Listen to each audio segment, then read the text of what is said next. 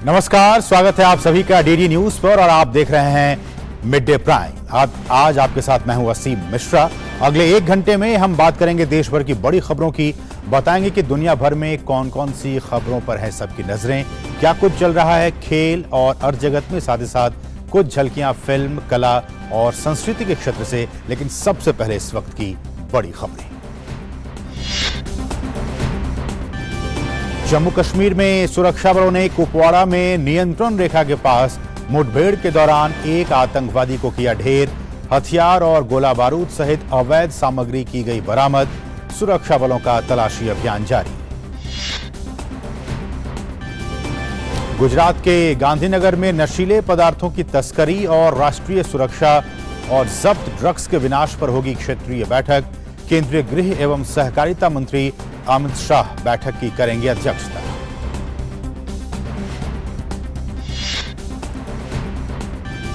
कांग्रेस के वरिष्ठ नेता मल्लिकार्जुन खड़गे ने संभाला अध्यक्ष का पद, अपने लिए बताया भावुक क्षण। खड़गे ने कहा, मजदूर का बेटा आज कांग्रेस का अध्यक्ष बना। सोनिया गांधी ने खड़गे को दी बधाई। भाजपा ने ताजपोशी को लेकर कांग्रेस के शीर्ष नेतृत्व पर साधा निशाना। दिल्ली एनसीआर में बढ़ते वायु प्रदूषण के स्तर के कारण लोगों को नहीं मिल रही राहत। राजधानी में वायु गुणवत्ता सूचकांक 349 किया गया दर्ज।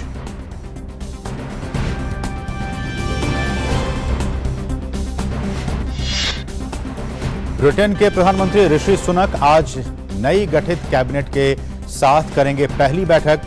कल प्रधानमंत्री बनने के बाद आर्थिक स्थिरता और सरकार में विश्वास बहाली को बताया था प्रमुख एजेंडा। और T20 वर्ल्ड कप में आज खेले जा रहे पहले मैच में आयरलैंड ने इंग्लैंड को दिया 167 रनों का लक्ष्य। इंग्लैंड की खराब शुरुआत, वहीं दूसरे मुकाबले में न्यूजीलैंड की अफगानिस्तान से होगी भिड़ंत।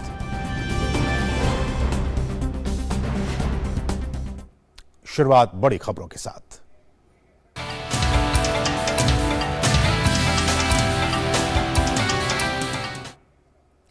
केंद्रीय गृह एवं सहकारिता मंत्री अमित शाह गुजरात के दौरे पर हैं। अमित शाह आज गांधीनगर में नशीले पदार्थों की तस्करी और राष्ट्रीय सुरक्षा एवं जब्त ड्रग्स के विनाश पर क्षेत्रीय बैठक की अध्यक्षता करेंगे। इससे पहले केंद्रीय गृह मंत्री अमित शाह ने गुजरात स्थित सोमनाथ मंदिर का दौरा कर वहां पूजा अर्चना की। इस दौरान उनके साथ गुजरात के मुख्यमंत्री भूपेंद्र पटेल भी मौजूद थे।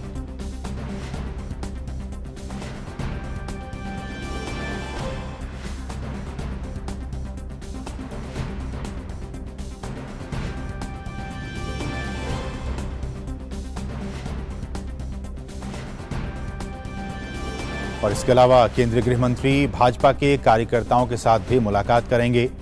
दरअसल राज्य में विधानसभा के चुनाव प्रस्तावित हैं और इस लिहाज से उनका दौरा काफी अहम है। उनके जनप्रतिनिधियों के साथ संवाद का भी कार्यक्रम है। इस दौरान पार्टी की आगामी रणनीति पर विचार विमर्श भी किया जाएगा।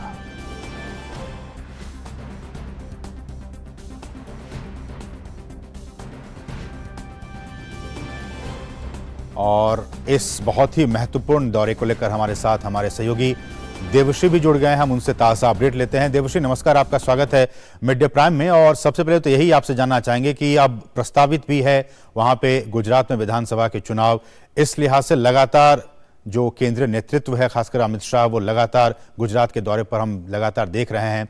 आज क्या कुछ प्रोग्राम है, कार्यक्रम है और कितना महत्वपूर्ण ये दौरा हो सकता है? बिल्कुल असीम, पिछले लगभग 4-5 दिनों से केंद्रीय गृह और सहकारिता मंत्री अमित शाह ये गुजरात के दौरे पर है।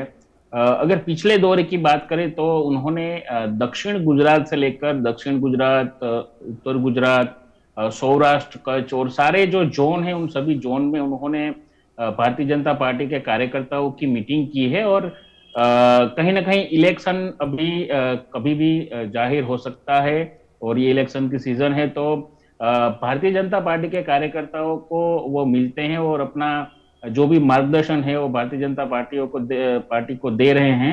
और आज जो है वो दिवाली के दिन वो यहाँ थे और आज भी नूतन वर्ष है, यहाँ गुजराती नया साल है, तो कार्यकर्ताओं के साथ वो सुबह से मिलते हैं और उनकी शुभकामनाएं ले रहे हैं। आज दोपहर के बाद ड्रग ट्रैफिकिंग के ऊपर एक पूरा रीजनल मीटिंग है। Drug trafficking and national security and destruction of seizure of drug. जी। देखिए, ड्रग जो है वो बहुत बड़ा मुद्दा बनता जा रहा है, क्योंकि गुजरात सरकार जो एक्टिवली इसके लिए काम कर रही है, और यहाँ के जो गृह मंत्री है राज्य के हर्ष संघवी, और पुलिस और एटीएस ने मिलकर बहुत सारा ड्रग जो है वो गुजरात के रूट से पकड़ा है, उनका नाश भी कर रहे हैं। तो इसके ऊपर जो रीजनल मीटिंग है उनमें वो शामिल होंगे और अपना जो मार्गदर्शन है वो देंगे अवश्य। और साथ ही साथ देवश्री, अगर बाकी मुद्दों की बात की जाए, चूंकि हमने कहा कि विधानसभा के चुनाव प्रस्तावित हैं और इस बार हम देख रहे हैं कि एक तीसरी पार्टी आम आदमी पार्टी की भी एंट्री हो गई है गुजरात चुनाव में। अगर मैं चुनावी समीकरणों की बात करूं, तैयारियों की बात करूं, तो भाजपा किस तरह से अपनी तैयारियों को और भी मजबूत कर रहा है?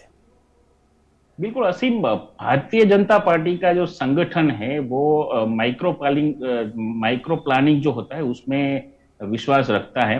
अमित भाई शाह की जो बैठकें हैं, पहले उन्होंने दक्षिण गुजरात जोन में बैठक की, जो वलसाड़ में बैठक हुई थी, तो दक्षिण गुजरात के जितने भी 6-7 जिले हैं और साथ में सूरत महानगर पालिका, वहां के सभी कार्यकर्ताओं को मिले, उनका मार्गदर्शन दिया।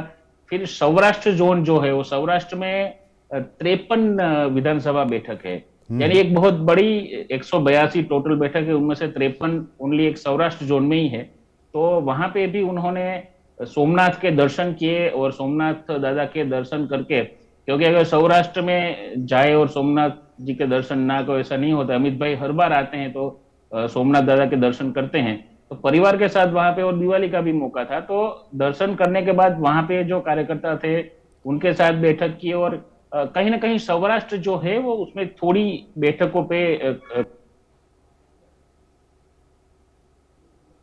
के हिसाब से भी ये बहुत इंपॉर्टेंट हो जाता है कि वहां थोड़ा ज्यादा फोकस किया जाए सौराष्ट्र में। साथ ही साथ असीम उसमें उत्तर गुजरात भी है, उत्तर गुजरात में भी बैठक की है अमित भाई ने, और वहां पे भी मार्गदर्शन दिया है। और उत्तर गुजरात के जितने भी जिले हैं, बनासकांठा है, साबरकांठा है, तो उन जिलों में भी भारतीय जनता पार्टी का ज्यादा से ज्यादा वोट मिले और वहां के जो नेता है वो जीते, उसके हिसाब से प्लानिंग कर रहे हैं। और अमित भाई को गुजरात में और देश भर में इलेक्शन के चाणक्य कहते हैं, तो उनका जो माइक्रो प्लानिंग है उनके हिसाब से हो।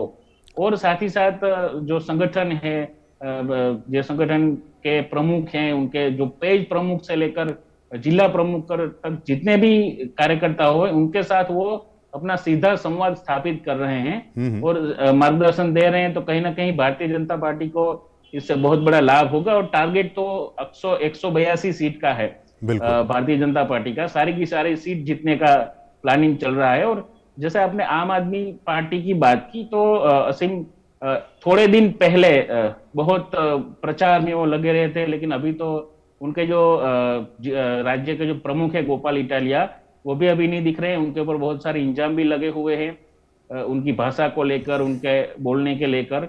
और अभी जो माहौल है इसमें आम आदमी पार्टी, हम कह रहे हैं कि तीसरा पक्ष है, लेकिन इतना कुछ ग्राउंड पे दिख नहीं रहा है, वो इलेक्शन आते पता चल जाएगा।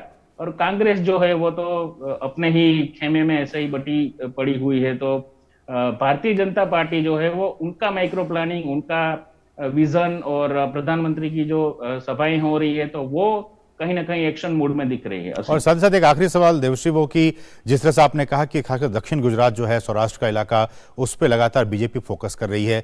अगर मुद्दों की बात की जाए, चूंकि हमने कहा कि वहां पे चुनाव प्रस्तावित हैं, लगातार तमाम पार्टियां अपने को मजबूती से वहां पे पेश करने की कोशिशों में लगी हुई है, क्या कुछ अहम मुद्दे रह सकते हैं जनता जनार्दन के दिमाग में? ऐसे वो क्या कुछ मुद्दे हैं जिसको मद्देनजर रखते हुए जो पार्टियां हैं वो अपनी जो रणनीति है वो बना रही हैं?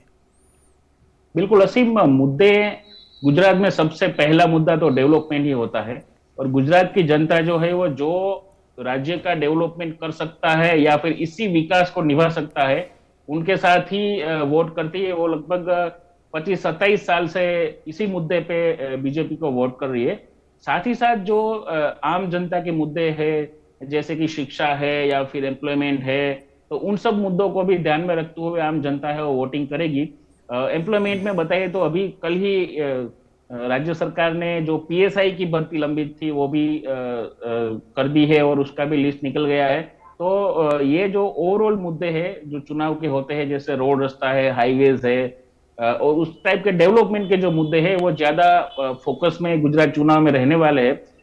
बाकी जो स्पीच के जैसे कोई कुछ बोलता है और जैसे मुद्दा हो जाता है, इस टाइप के मुद्दे गुजरात चुनाव में ज्यादा नहीं चलते हैं। डेवलपमेंट के रिलेटेड जितने भी मुद्दे हैं वो फोकस में रहेंगे। असीम, चलिए, बहुत बहुत शुक्रिया देवसी, इन तमाम ताज़ा अपडेट्स को अहमदाबाद से हम तक पहुंचाने के लिए आपका बहुत बहुत शुक्रिया। बढ़ेंगे दूसरी अहम खबरों की तरफ। खबर जम्मू कश्मीर से है। जम्मू कश्मीर के कुपवाड़ा में नियंत्रण रेखा के पास सटे तंगधार सेक्टर के सुधपोरा इलाके में सेना ने आतंकवादियों की घुसपैठ की कोशिशों को नाकाम कर दिया। इस दौरान एक विदेशी आतंकवादी मारा भी गया। सैन्य सूत्रों के मुताबिक जवानों ने भारतीय सीमा में घुसपैठ का प्रयास कर रहे 2 से 3 आतंकवादियों को देखा। जवानों ने उन्हें चेतावनी भी दी, मगर उन्होंने अनसुना कर दिया। इस वजह से सेना को गोली चलानी पड़ी। इस गोलीबारी में एक आतंकवादी मारा गया। साथी को गोली लगते ही दूसरे आतंकी भी वापस लौट गए। सेना ने मारे गए आतंकी के शव को कब्जे में ले लिया है। उसके पास से हथियार और गोला बारूद बरामद किया गया है। सुरक्षा बलों ने घुसपैठ के इस प्रयास के बाद तंगधार सेक्टर के साथ लगते इलाकों में तलाशी अभियान शुरू कर दिया है।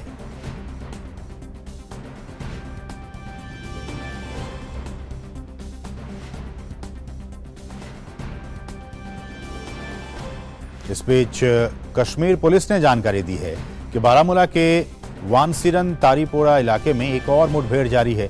मौके पर पुलिस और सुरक्षा बल के जवान तैनात हैं। और अब बात ताजा खबर की।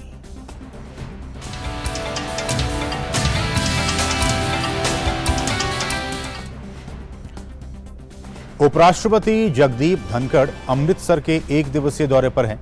उपराष्ट्रपति बनने के बाद जगदीप धनखड़ का पंजाब का यह पहला दौरा है। उपराष्ट्रपति ने अमृतसर स्थित स्वर्ण मंदिर में मत्था टेका। उपराष्ट्रपति जलियांवाला बाग में देश के शहीदों को श्रद्धा सुमन अर्पित करेंगे। उपराष्ट्रपति का श्री दुर्गियाना मंदिर जाने का भी कार्यक्रम है। श्री दुर्गियाना मंदिर से उपराष्ट्रपति श्री राम तीरथ भी जाएंगे। उपराष्ट्रपति के दौरे को देखते हुए अमृतसर जिला प्रशासन ने सुरक्षा के कड़े प्रबंध किए हैं। विभिन्न स्थानों पर अतिरिक्त संख्या में पुलिस बल को तैनात किया गया है।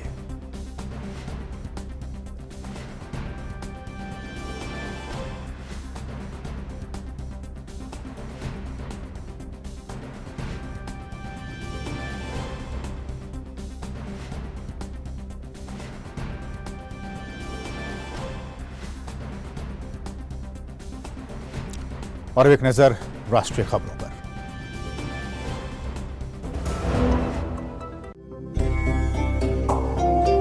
हमारा देश भारत आजादी का अमृत महोत्सव मना रहा है। आइए हम भी इस महोत्सव में भाग लें। सड़क पर रहते हुए बच्चों को आपने कई बार देखा होगा। कोई बच्चा दिव्यांग होता है, कोई बाल मजदूर, कोई परिवार से बिछड़ा। जब भी आप ऐसे किसी बच्चे को सड़क पर देखें, तो ये आपका देश के प्रति कर्तव्य है कि आप NCPCR के सिटीजन पोर्टल पर सूचना दें। देश के नवनिर्माण में अपना योगदान देने के लिए सड़क पर रह रहे बच्चों को काउंसलिंग की सेवा, मेडिकल सेवा या किसी भी प्रकार की मदद पहुंचाने के लिए NGO, CSO, higher education, technical institute, colleges एवं यूनिवर्सिटीज, फाउंडेशन, सोसाइटी, ट्रस्ट सब NCPCR के बाल स्वराज पोर्टल पर खुद को संगठन या संस्था के रूप में रजिस्टर करें। ये बच्चे ही देश का भविष्य हैं और देश के भविष्य की रक्षा करना आपका और हमारा कर्तव्य है। तुझे क्या हुआ है? शादी हो गई ना यार। पर सीरियसली महीने में एक बार तो मिलना चाहिए। हाँ, मेरे बाप की एयरलाइंस है ना। अरे 3 महीने में एक बार तो मिल सकते हैं। करेक्ट, पर कहाँ? इधर मेरे घर। तुझे कोई परमानेंट लैंडलॉर्ड मिल जाए क्या? Permanent landlady. प्रिया ने कहा हर महीने किराया देने से अच्छा है अपनी EMI भरो। तो हम किराएदार से मकान मालिक बन गए। मतलब ये घर तुम लोग का है? सच्ची? बट सीरियसली गाइस, किश्तों से रिश्ता जोड़ो। किराया तो पराया होता है। आसान किश्तों में home loans. Bank of India, रिश्तों की जमा पूंजी। और कुछ अहम राष्ट्रीय खबरों पर एक नजर डालते हैं। तो अगर मैं प्रदूषण की बात करूं तो अक्टूबर आते ही राजधानी दिल्ली में प्रदूषण की जो समस्या वो गंभीर हो जाती है। किसानों द्वारा पराली जलाने से उठने वाला धुआं वाहनों से निकलने वाले धुएं के साथ मिलकर प्रदूषण को और भी गंभीर बना देता है। लेकिन स्थिति क्या है वो हम आपको दिखाते हैं। स्थिति ये है कि सर्दियों की शुरुआत के साथ ही दिल्ली में वायु प्रदूषण काफी बढ़ जाता है। ये हम आपको ग्राफिक्स के जरिए दिखाने की कोशिश कर रहे हैं कि सर्दियों की शुरुआत के साथ ही पूरे दिल्ली एनसीआर में वायु प्रदूषण काफी बढ़ जाता है। पराली समेत कई कारक इस प्रदूषण के लिए जो जिम्मेदार कारक होते हैं वो ये सब होते हैं। पराली और भी कुछ कारण हैं वो आपको बताते हैं। देश की राजधानी दिल्ली की हवा सांस लेने लायक भी नहीं रह जाती है। तो ये स्थिति हो जाती है दिल्ली की हवा की। प्रदूषण के लिहाज से जो दिल्ली का वक्त होता है वो सबसे मुश्किलों भरा होता है। यहाँ पे काफी ज्यादा प्रदूषण का लेवल जो है वो बढ़ जाता है दिल्ली एनसीआर में। पटाखों का धुआं और आतिशबाजी दिल्ली की हवा में जहर घोलने का काम करते हैं। पटाखों के धुएं और आतिशबाजी जो होती है उससे काफी ज्यादा मात्रा में धुआं निकलता है। इस साल भी दिल्ली वालों ने पटाखों पर बैन के बावजूद भी जमकर दिल्ली वालों ने आतिशबाजी की है और इस वजह से जो स्तर है वो काफी बढ़ गया प्रदूषण का। आतिशबाजी से इसकी वजह से इस बार भी दिल्ली में वायु प्रदूषण का जो स्तर है वो काफी बढ़ा हुआ आप महसूस कर पा रहे होंगे। लेकिन सुबह और फिर दोपहर होते होते दिल्ली की अगली सुबह यानी कि कल की बात हम कह रहे हैं वो थोड़ा सा बाकी बीते वर्षों के मुकाबले काफी थोड़ा सा साफ नजर आया। ये बहुत चौंकाने वाली खबर थी। मौसम वैज्ञानिकों ने ये कहा कि इसके पीछे कई सारे जो मौसमी फैक्टर्स हैं वो जिम्मेदार हैं कि दिल्ली में दिवाली की अगली सुबह बीते सालों के मुकाबले थोड़ी सी साफ थी। कई कारकों के एक साथ आने से पटाखों का जो धुआं था उनका हटना दिल्ली के आसमान से वो संभव हो पाया। वो क्या क्या कारक थे? एक तो साइक्लोन सित्रांग था। साइक्लोन सित्रांग ने दिल्ली की हवा को साफ करने में सबसे बड़ी भूमिका निभाई। ये बहुत ही महत्वपूर्ण तथ्य है कि सित्रांग की वजह से और ठीक दिवाली के वक्त बंगाल की खाड़ी में कम दबाव का क्षेत्र बना। सित्रांग साइक्लोन की वजह से उसका इंपैक्ट यहां भी देखा गया। चक्रवात की वजह से हुआ क्या कि एक एंटी साइक्लोनिक सिस्टम दिल्ली के ऊपरी वातावरण में पैदा हुआ। एंटी साइक्लोनिक सिस्टम दिल्ली के वायुमंडल में पैदा हुआ। एंटी साइक्लोनिक सिस्टम की वजह से जो पछुआ हवाएं हैं वो चलने लगी दिल्ली और इसके आसपास में। पछुआ हवाओं की चाल जो थी वो यहाँ पे 20 किलोमीटर प्रति घंटे तक रही, पछुआ हवाओं की चाल। और गैस और हवाओं की मिक्सिंग हाइट भी ऊंची थी जिसने कि प्रदूषण को खींचने का काम किया। गैस और हवाओं की मिक्सिंग हाइट काफी ऊंची रही। सफर के वैज्ञानिकों का कहना है कि अचानक ही दिवाली से ठीक पहले जो हवा का रुख है वो भी बदल गया और ये भी एक अच्छा फैक्टर काम किया। नॉर्थ वेस्ट की बजाय साउथ वेस्ट यानी कि दक्षिण पश्चिम की तरफ हवा का रुख हो गया और ये एक बहुत बड़ा फैक्टर रहा धुआं और प्रदूषण को कम होने में। और पंजाब और हरियाणा से आने वाली जो हवाएं हैं वो दिल्ली की तरफ नहीं बल्कि उल्टी दिशा में बहने लगी। तो ये भी एक बहुत बड़ा फैक्टर रहा कि किस तरह से जो हवाएं दिल्ली की तरफ आनी चाहिए थी वो उल्टी दिशा में बहने लगी। पटाखों और पराली का प्रदूषण जमीन के करीब नहीं बल्कि काफी ऊंचाई पर वो दोनों मिक्स हो रहे थे। तो कुल मिलाकर ये हुआ कि जितनी तेजी से प्रदूषण बढ़ रहा था उतनी ही तेजी से प्रदूषण साफ भी हो जा रहा था दिल्ली के आसमान में। ये हम कल की बात कह रहे हैं, दिल्ली के ठीक दिवाली के ठीक अगले वाले दिन। लेकिन आज की स्थिति क्या है? आज एक बार फिर दिवाली के 2 दिन बाद देश की राजधानी दिल्ली में प्रदूषण के स्तर में इजाफा देखा जा रहा है। राष्ट्रीय राजधानी दिल्ली में एक बार फिर प्रदूषण खतरनाक स्तर पर पहुंचता हुआ नजर आ रहा है। दिल्ली एनसीआर में दिवाली के 2 दिन बाद हवा की स्थिति काफी खराब हो गई है, लेकिन इसमें पटाखों के साथ ही पराली जलाने की घटनाएं भी बड़ा कारण रही। पिछले कई दिनों से दिल्ली में प्रदूषण खराब स्तर पर बना हुआ है। दिवाली से पहले ही यह आशंका जताई जा रही थी कि दिवाली के बाद दिल्ली में प्रदूषण का स्तर और बढ़ सकता है। वायु गुणवत्ता और पूर्वानुमान अनुसंधान प्रणाली समीर के मुताबिक दिल्ली में सुबह वायु गुणवत्ता सूचकांक 264 दर्ज किया गया, जबकि ये बढ़कर 349 हो गया है। दिल्ली एनसीआर में वायु गुणवत्ता में कमी को लेकर वायु गुणवत्ता आयोग स्थिति की लगातार समीक्षा भी कर रहा है।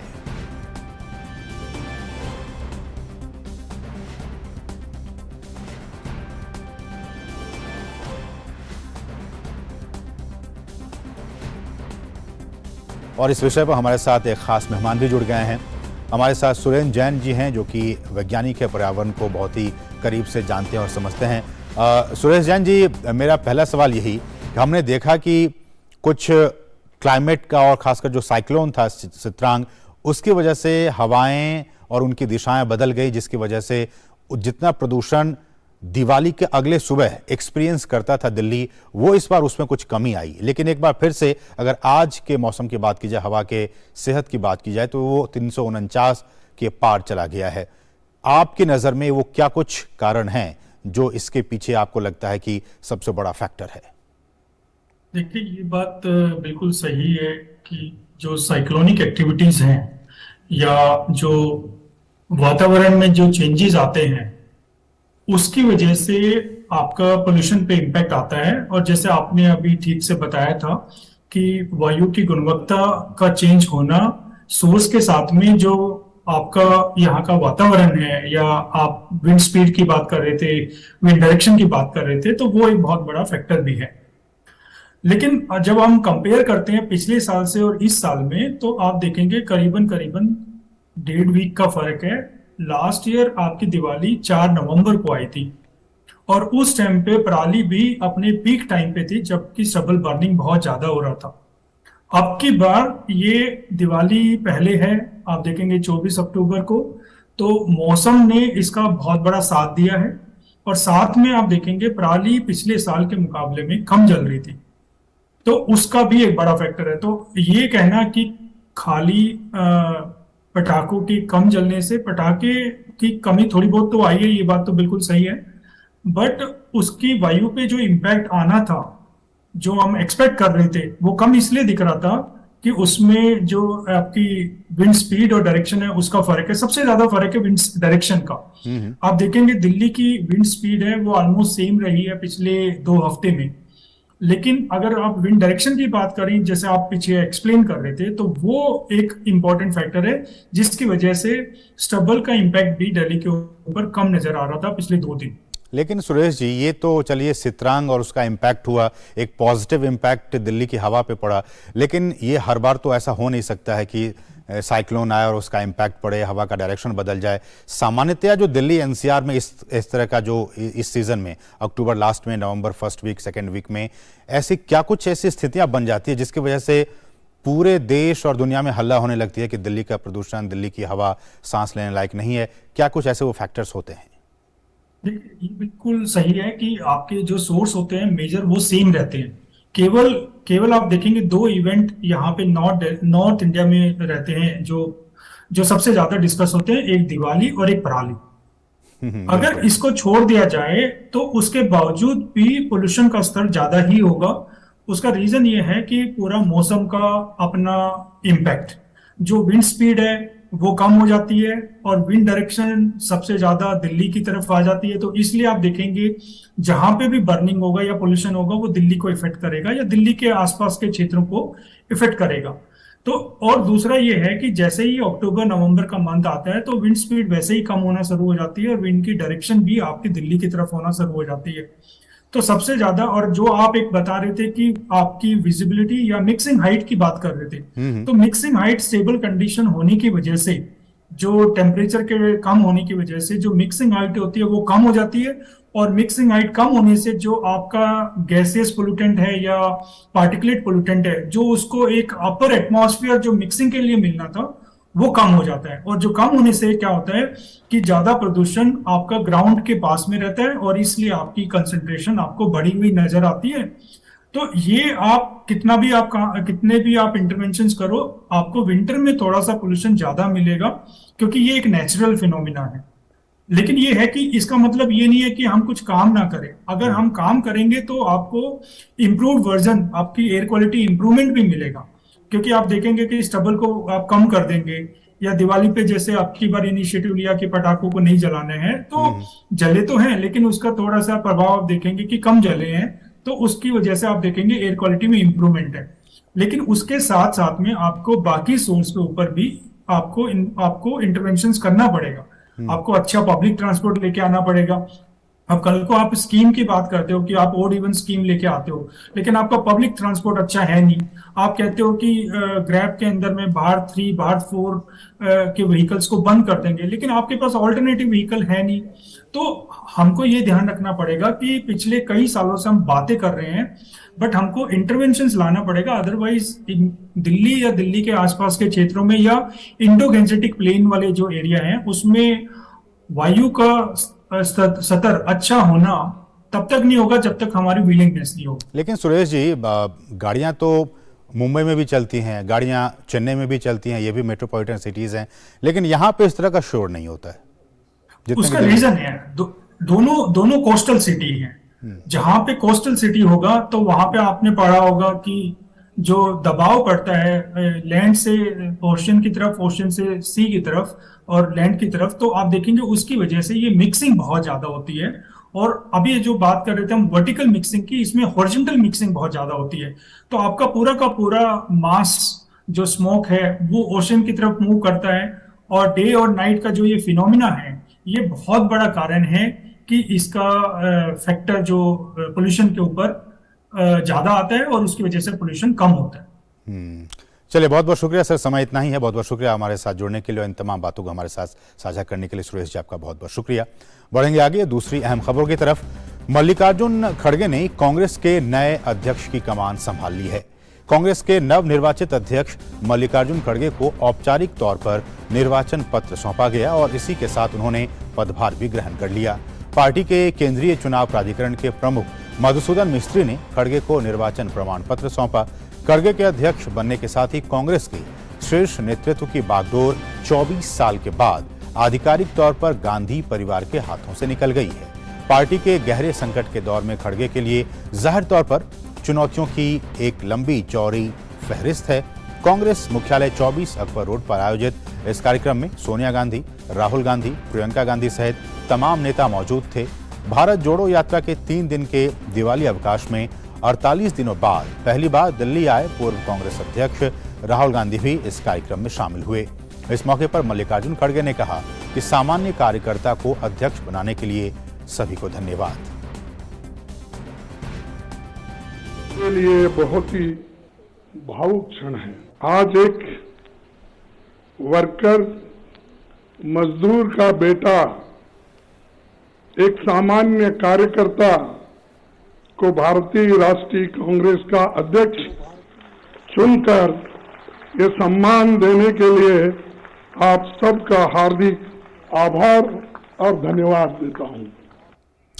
और अध्यक्ष पद संभालने से पहले खड़गे ने राजघाट जाकर राष्ट्रपिता महात्मा गांधी, शांतिवन में जवाहरलाल नेहरू और शक्ति स्थल पर इंदिरा गांधी और वीर भूमि पर जाकर राजीव गांधी को श्रद्धांजलि अर्पित की।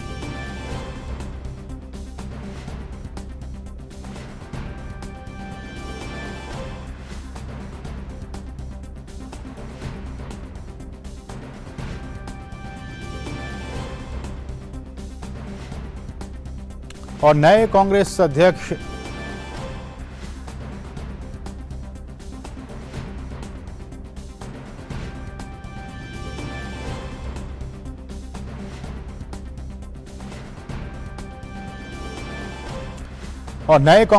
मल्लिकार्जुन खड़गे के पद संभालने के बाद बीजेपी ने एक बार फिर परिवारवाद पर निशाना साधा।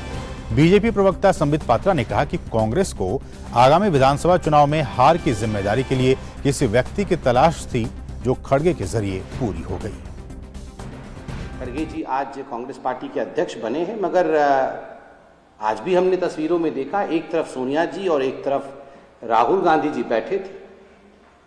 खड़गे जी हैड नो लीवे, दोनों तरफ परिवार बैठा हुआ है और है तो उनका आंतरिक विषय, मगर मैं तो इस पे कोई टिप्पणी करना नहीं चाहूंगा।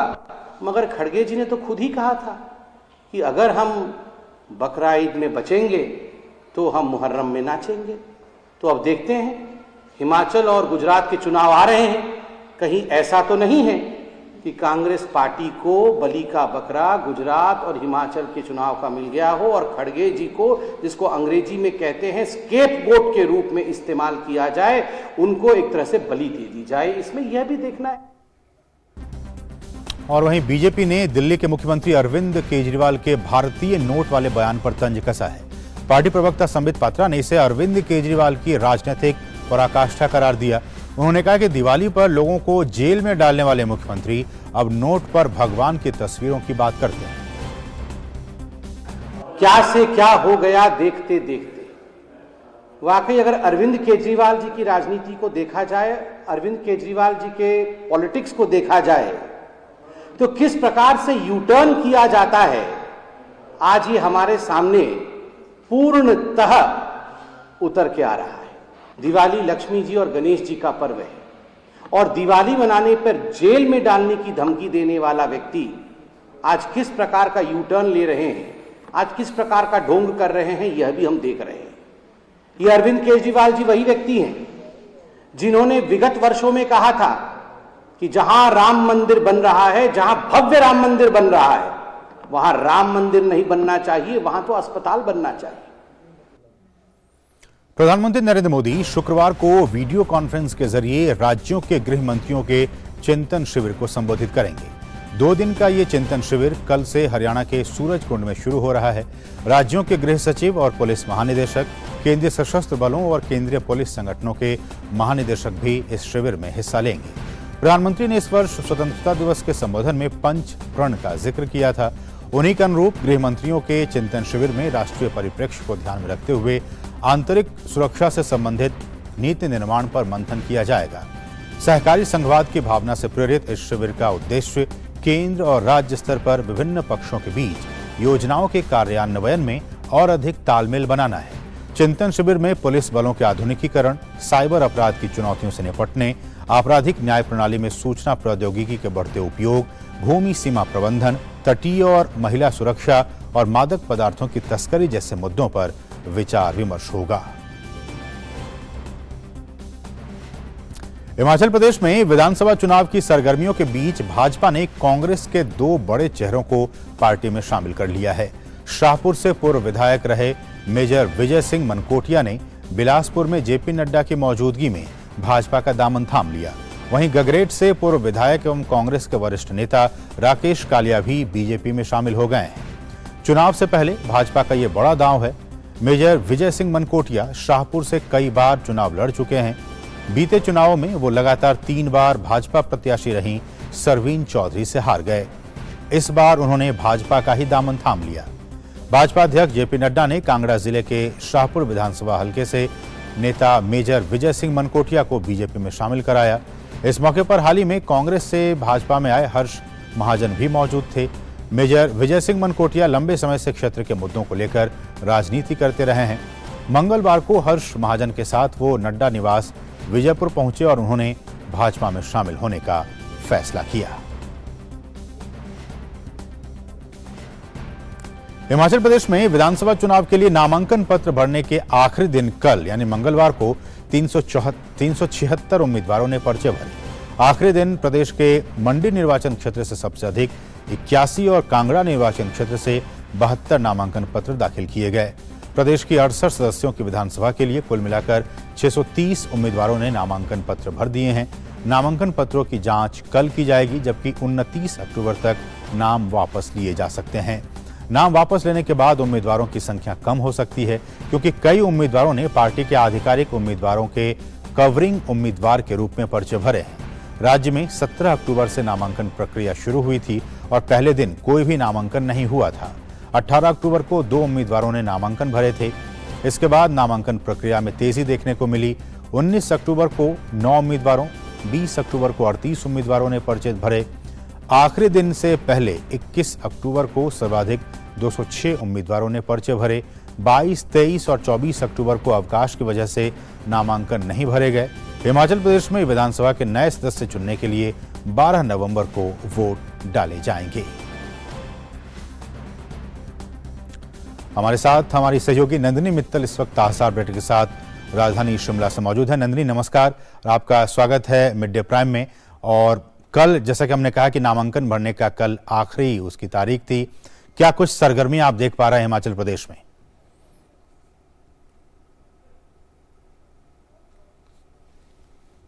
असीम अगर बात की जाए तो इस समय कवरिंग कैंडिडेट्स को लेकर 631 उम्मीदवार चुनाव मैदान में है, लेकिन इनकी संख्या जैसा आपने कहा काफ़ी कम हो सकती है। अगर बात की जाए तो आज से ही दोनों पार्टियों ने कमर कस ली है, खास करके कांग्रेस और भारतीय जनता पार्टी ने, और बड़े नेताओं की रैलियां आने वाले दिनों में संभावित है। अगर बात की जाए आप की या बीएसपी की, तो इनकी सरगर्मियां थोड़ी कम जरूर हैं, लेकिन ये दोनों पार्टियां भी कोशिश कर रही हैं अपने अपने उम्मीदवारों के पक्ष में चुनाव प्रचार करने में। सीपीएम की बात की जाए, जहां से पिछले चुनाव में एक विधायक चुनकर आया था ठियोग कॉन्स्टिट्यूएंसी से, इस बार उन्होंने 11 उम्मीदवारों को चुनाव मैदान में उतारा है। बाकी कांग्रेस और भारतीय जनता पार्टी पूरे 68 सीटों पर चुनाव लड़ रही है। आने वाले दिनों में हम प्रधानमंत्री नरेंद्र मोदी के साथ साथ अमित शाह, प्रियंका गांधी, राहुल गांधी की रैलियां देख सकते हैं। लेकिन सरगर्मियां ठंडे मौसम के बावजूद हिमाचल प्रदेश में राजनीतिक सरगर्मियां काफी गर्म हैं और चारों ओर कहा जाए तो एक चुनाव का माहौल है। और साथ ही नंदिनी, हम कल जब आपसे बात कर रहे थे, हमने देखा कि किस तरह से अगर कांग्रेस पार्टी की बात की जाए तो उन्होंने जो युवा ऐसे एस्पिरेंट्स थे जो कि चाह रहे थे कि उन्हें टिकट मिले, उनको टिकट नहीं मिला, ऐन वक्त पर उनके टिकट को काट दिया गया, उसकी वजह से उनके अंदर काफी नाराजगी भी है। कांग्रेस की रणनीति हिमाचल चुनाव को लेकर आप कैसे देख पा रही हैं?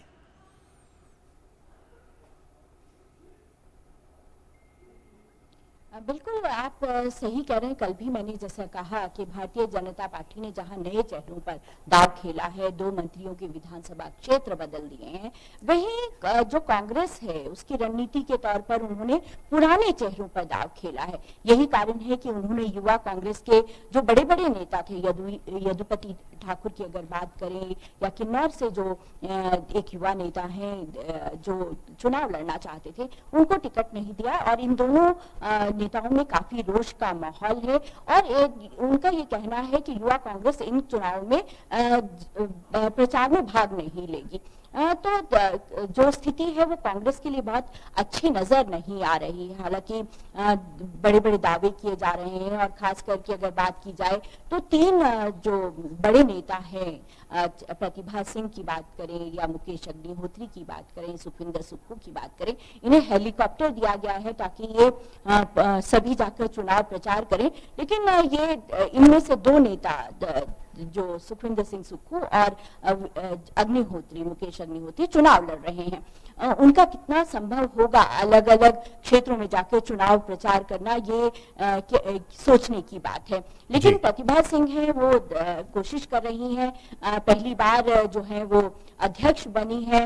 हालांकि पहले वे वीरभद्र सिंह की पत्नी के तौर पर सांसद चुनी गई है, 2 बार सांसद हैं। तो जो पूरा का पूरा वो दमखम कोशिश कर रही है कि कांग्रेस को जमीनी स्तर पर वहां प्रचार किया जा सके, लेकिन एक ही बड़े नेता का हर जगह जाकर चुनाव प्रचार करना कितना कांग्रेस के पक्ष में होगा ये अभी कहा नहीं जा सकता है।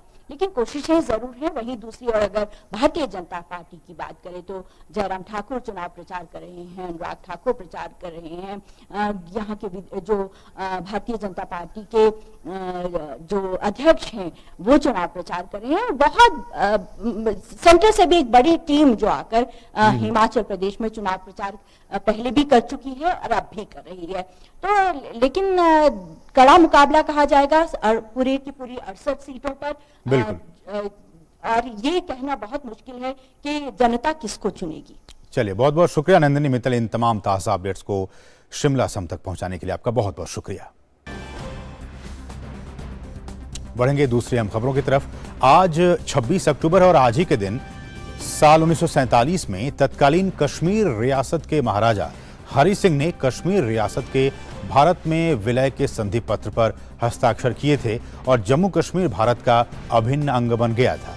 आज के न्यूज लेंस में हम देखते हैं स्वतंत्र भारत में जम्मू कश्मीर के विलय की पूरी कहानी।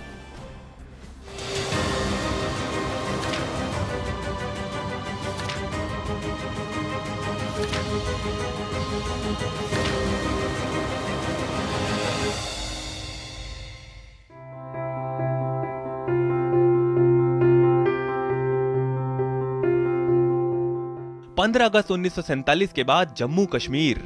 अंग्रेज भारत और पाकिस्तान का बंटवारा करके गए थे, लेकिन बंटवारे के साथ ही वे 500 से ज्यादा रियासतों को स्वतंत्र भी करके गए थे। ये रियासतें पूरी तरह से शासकों के अधीन थी। भारत या पाकिस्तान का इन पर सीधे कोई अधिकार नहीं था। 1947 में कश्मीर एक ऐसी रियासत थी जहां की बहुसंख्यक जनसंख्या मुस्लिम थी, जबकि शासक हिंदू था। कश्मीर के राजा हरि सिंह ने पाकिस्तान या भारत में विलय पर कोई निर्णय नहीं लिया। आजादी के बाद पाकिस्तान का कश्मीर पर आक्रमण। 22 अक्टूबर 1947 को पाकिस्तानी सैनिकों एवं हथियारों से लैस कबायलियों ने कश्मीर पर बड़ा हमला बोल दिया। सबसे पहला हमला मुजफ्फराबाद पर हुआ, जो कि आज पाक अधिकृत कश्मीर की राजधानी है।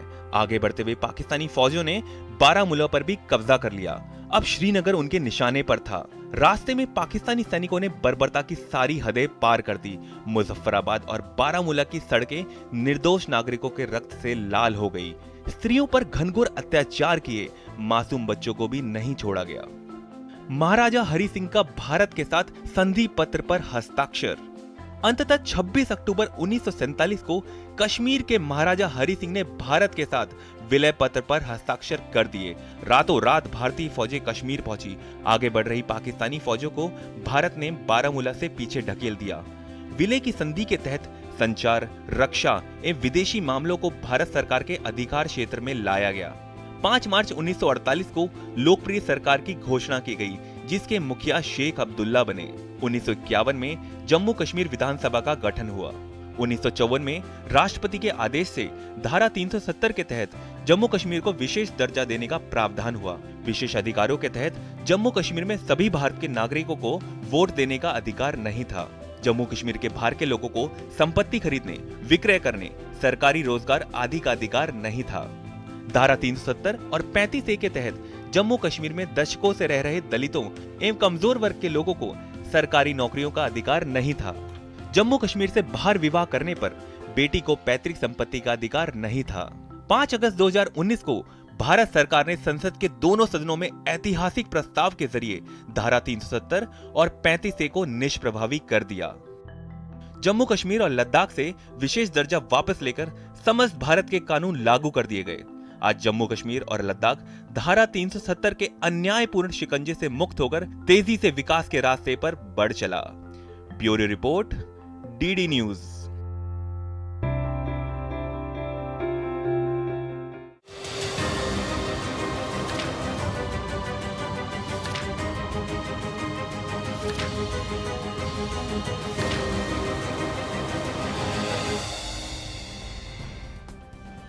बढ़ेंगे आगे और अब बात करेंगे अर्थ जगत की कुछ अहम खबरों की।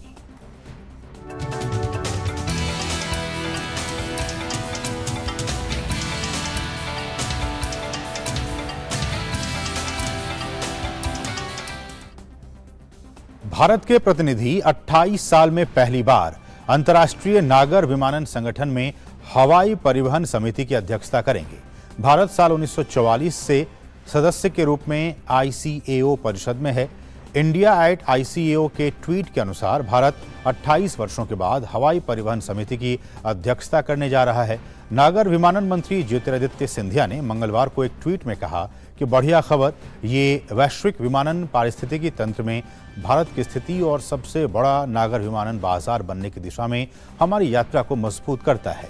केंद्रीय मंत्री ने ICAO में भारत की प्रतिनिधि शेफाली जुनेजा को भी बधाई दी।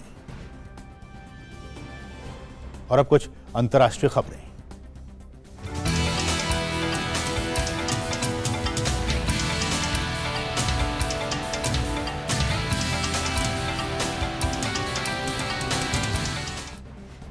ब्रिटेन के प्रधानमंत्री ऋषि सुनक आज नई गठित कैबिनेट के साथ पहली बैठक करेंगे। कल ऋषि सुनक को ब्रिटेन के प्रधानमंत्री पद पर नियुक्त किया गया था। इसी के साथ सुनक ब्रिटेन के 57वें प्रधानमंत्री बन गए हैं। साथ ही उन्होंने अपनी कैबिनेट का गठन भी किया।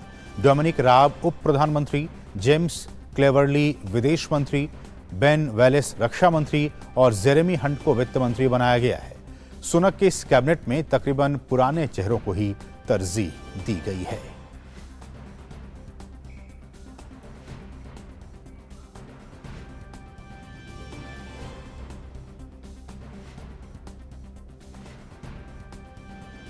खबर यूक्रेन से है, जहां के निप्रो में एक पेट्रोल पंप पर रूस के मिसाइल हमले के बाद भीषण आग लग गई। यूक्रेन के राष्ट्रपति कार्यालय के उप प्रमुख द्वारा साझा किए गए एक वीडियो फुटेज में मार्शाला स्ट्रीट पर पेट्रोल पंप पर आग लगती दिखाई दे रही है। रूस और यूक्रेन के बीच युद्ध एक बार फिर से तेज हो गया है। दोनों देशों के बीच जारी जंग भयावह होती जा रही है। कई महीनों से चल रहे इस युद्ध को हाल की कई घटनाओं ने ज्यादा भड़का दिया है। दोनों देशों के बीच संघर्ष खत्म होता नजर नहीं आ रहा है। रूस एक के बाद एक यूक्रेन के कई शहरों में भीषण मिसाइल हमले कर रहा है और यूक्रेन को लगातार परमाणु हमले की धमकी देने वाला रूस एक बार फिर परमाणु अभ्यास करने जा रहा है। पिछली बार रूस ने यह अभ्यास फरवरी में किया था। अमेरिका ने कहा है कि रूस ने इस अभ्यास के विषय में अमेरिका को सूचित कर दिया है। वहीं रूस इस विषय में अपने दायित्वों और पारदर्शिता का पालन कर रहा है। पेंटागन के प्रेस सचिव पैट्रिक राइडर ने इसे नियमित वार्षिक अभ्यास बताया है।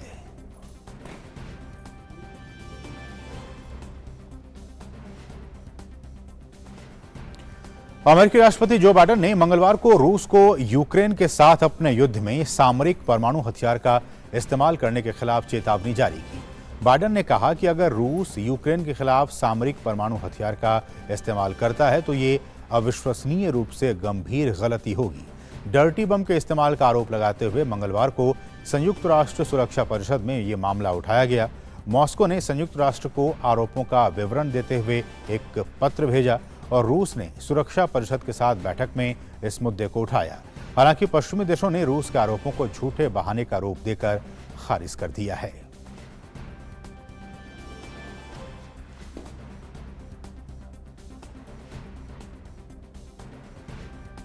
और अब खबरें खेल जगत से।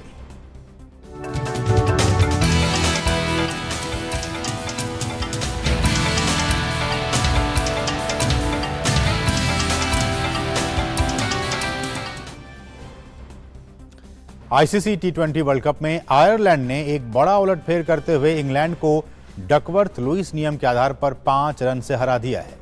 आयरलैंड से जीत के लिए मिले 158 रन के लक्ष्य का पीछा करने उतरी इंग्लैंड की शुरुआत अच्छी नहीं रही और टीम के 3 प्रमुख बल्लेबाज जल्द ही पवेलियन लौट गए। कप्तान बटलर खाता भी नहीं खोल पाए।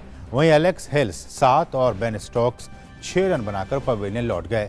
इंग्लिश टीम का स्कोर जब 14 ओवर 3 गेंद में 5 विकेट पर 105 रन था, उस समय में बारिश के कारण खेल रोकना पड़ा। इसके बाद खेल नहीं हो सका। खेल रोके जाने के समय इंग्लैंड डकवर्थ लुईस नियम के अनुसार 5 रन से पीछे था। इससे पहले आयरलैंड की पूरी टीम 19.2 ओवर में 157 रन बनाकर पवेलियन लौट गई। आयरलैंड के लिए कप्तान एंड्रयू बालबर्नी ने सबसे ज्यादा 62 रन बनाए। वहीं लॉकर्न टकर ने 34 रन की पारी खेली। उन्होंने बालबर्नी के साथ दूसरे विकेट के लिए 82 रन की साझेदारी की। इंग्लैंड के लिए स्पिनर लियाम ने और तेज गेंदबाज मार्क वुड ने 3-3 विकेट झटके। पाकिस्तान के खिलाफ शानदार जीत के साथ प्रतियोगिता की शुरुआत करने वाली भारतीय टीम का इरादा नीदरलैंड्स के खिलाफ मैच में अपने जीत के सिलसिले को बरकरार रखने की होगी। मैच से पहले हार्दिक पांड्या की फिटनेस को लेकर कयास लगाए जा रहे थे। हालांकि टीम इंडिया के गेंदबाजी कोच पारस म्हात्रे ने सभी अटकलों पर विराम लगाते हुए हार्दिक के पूरी तरह से फिट होने की बात कही है। हार्दिक बेसिकली सब मैच खेलना चाहता है, यू नो दैट्स वो एक इम्पॉर्टेंट चीज़ है। आई थिंक हार्दिक बहुत इम्पॉर्टेंट प्लेयर है हमारे लिए।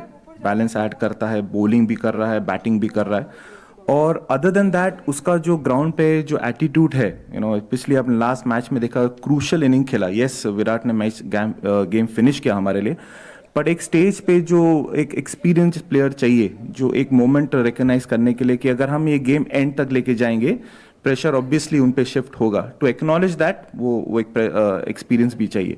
सो आई थिंक जो परफॉर्मेंस विराट ने किया उसका काफ़ी श्रेय आप हार्दिक को भी देना चाहिए। हार्दिक वो बैलेंस ऐड करता है, गेम तो है ही उसका है, पर अदर देन दैट जो इतना क्रिकेट खेला है आई थिंक जो एक्सपीरियंस ऐड करता है इट्स रिप्लेसेबल।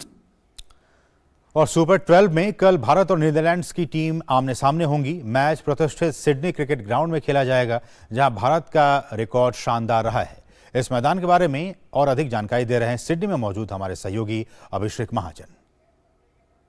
के बाद अब एक्शन सिडनी में शिफ्ट हो गया और भारत नेदरलैंड्स के साथ अब ये दूसरा मुकाबला खेलेगी। पाकिस्तान के साथ उन्होंने जबरदस्त जीत अर्जित की, लेकिन अब ये मुकाबला नेदरलैंड्स के खिलाफ होने वाला है। और कमाल की बात यह है कि भारत नेदरलैंड्स के साथ कभी T20 मुकाबला खेला ही नहीं है, लेकिन आप अगर इतिहास देखें, भारतीय टीम ने 2 50 ओवर के मुकाबले नेदरलैंड्स के साथ खेले हैं और दोनों ही में ही भारत ने जीत दर्ज की है। और आप देखें कि मैं सिडनी क्रिकेट ग्राउंड में यहाँ पर हूँ, जहाँ पर दूसरा मुकाबला नेदरलैंड्स के खिलाफ खेला जाना है। और इतिहास भारत का यहाँ पर कमाल का रहा है, हैप्पी हंटिंग ग्राउंड रहा है टीम इंडिया के लिए। अगर आप 2008 में जाएं, सीबी सीरीज जो भारतीय टीम ने जिसमें जीत अर्जित की थी, उसमें सचिन तेंदुलकर ने 117 रन बनाए थे पहले फाइनल में, और पहला फाइनल मुकाबला यहाँ सिडनी क्रिकेट ग्राउंड में ही खेला गया था। 2019 में टीम इंडिया ने अपनी पहली जीत दर्ज की थी, पहली सीरीज जीत दर्ज की थी ऑस्ट्रेलिया की धरती पर। वो पे जो चौथा मुकाबला खेला गया था, जो ड्रॉ हुआ था मुकाबला, जो भारतीय टीम 2-1 से सीरीज जीता था, वो मुकाबला भी यहाँ पर सिडनी क्रिकेट ग्राउंड में खेला गया था। मंकी गेट स्कैंडल की अगर हम बात करें, हमारी बहुत अच्छी मेमोरीज नहीं है उस स्कैंडल की, लेकिन मंकी गेट स्कैंडल भी यहाँ पर हुआ था। ऋषभ पंत ने जो 100 लगाया था वो भी सिडनी क्रिकेट ग्राउंड में लगाया था। और उसके बाद उससे पहले सचिन तेंदुलकर का जो पहला 100 था ऑस्ट्रेलिया में, वो भी सिडनी क्रिकेट ग्राउंड में आया था। तो इतिहास भारत का यहाँ कमाल का रहा है। जैसे मैंने पहले कहा कि हैप्पी हंटिंग ग्राउंड रहा है टीम इंडिया का। और T20 के रिकॉर्ड की अगर हम बात करें, भारतीय टीम ने यहाँ पर 4 T20 मुकाबले खेले हैं, 3 मुकाबलों में भारत ने जीत दर्ज की है। और यहाँ का एवरेज टोटल अगर हम देखें तो 161 के करीब यहाँ पर एवरेज टोटल रहा है। तो हम कह सकते हैं कि भारतीय टीम का हैप्पी हंटिंग ग्राउंड है। स्पिनर्स को यहाँ पर मदद जरूर मिलती है। देखने वाली बात होगी टीम इंडिया किस प्लेइंग 11 के साथ नेदरलैंड्स के खिलाफ उतरती है। सिडनी क्रिकेट ग्राउंड से कैमरामैन राकेश कुमार के साथ अभिषेक महाजन, DD न्यूज़। और इस वक्त हमारे साथ सीधे अभिषेक महाजन खुद जुड़ गए हैं सिडनी से, उस वक्त वो हमारे साथ मौजूद हैं। अभिषेक, स्वागत है आपका मिड डे प्राइम में। और आपने बहुत विस्तार से बताया अपनी इस रिपोर्ट में, लेकिन मेरा ये सवाल कि जिस तरह से भारत ने पाकिस्तान को अभी हराया, उसके बाद से जोश जो है, कॉन्फिडेंस है, वो काफ़ी हाई चल रहा है। नीदरलैंड जैसी टीम है भारत के सामने कल, मुझे लगता है कि एक बार और भारत अपनी जो बादशाहत है वो दिखाएगी और कुछ नए रिकॉर्ड्स भी बन सकते हैं। बिल्कुल आपने, हम कह सकते हैं कि नेदरलैंड्स वैसा कंपटीशन शायद नहीं दे जैसा बड़ी टीमें पाकिस्तान हो गई, साउथ अफ्रीका हो गई, इंग्लैंड हो गई, ऑस्ट्रेलिया हो गई, वैसा कंपटीशन भले ही ना दे, लेकिन हम T20 में हम किसी को भी पुश ओवर नहीं कह सकते हैं। असीम, अभी जो मैच खत्म हुआ है इंग्लैंड और आयरलैंड के बीच में, वो बहुत बड़ा अपसेट है। इंग्लैंड को कह सकते हैं कि बड़ा दावेदार माना जा रहा है वर्ल्ड कप जीतने के लिए। और आप देखिए कि डकवर्थ लुईस भले ही प्ले में आया हो, लेकिन जिस तरह से आयरलैंड ने बल्लेबाजी की, जिस तरह से गेंदबाजी की आयरलैंड के गेंदबाजों ने, उनकी जितनी तारीफ की जाए उतनी कम है। और अगर हम इतिहास में थोड़ा सा पहले जाएं, 2007 में वर्ल्ड कप में पाकिस्तान को उन्होंने मात दी थी आयरलैंड ने।